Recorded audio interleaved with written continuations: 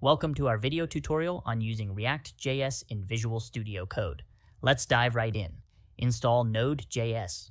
React.js relies on Node.js for package management and running JavaScript code outside of the browser. You can download and install Node.js from the official website. Now let's go ahead and open up Visual Studio Code. Create a new React project. Open your terminal or command prompt and navigate to the directory where you want to create your React project. Run the command npx create my app, my application to create a new React application using create React app. Once the project is created, in Visual Studio Code, navigate to the project folder.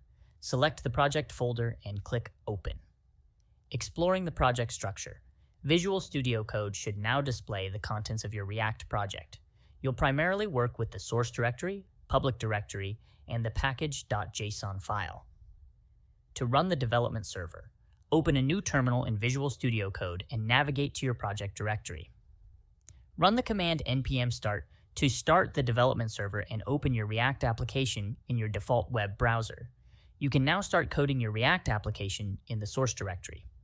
Visual Studio Code provides features like syntax highlighting, auto-completion, and code formatting to help you write code more efficiently.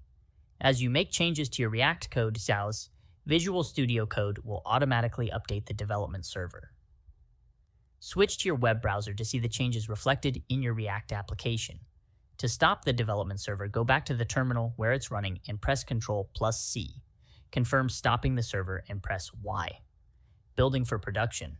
When you're ready to deploy your React application, create a production build by running the command npm run build. This will create an optimized production build of your React application in the build directory. And that's it. You now know how to use React.js in Visual Studio Code.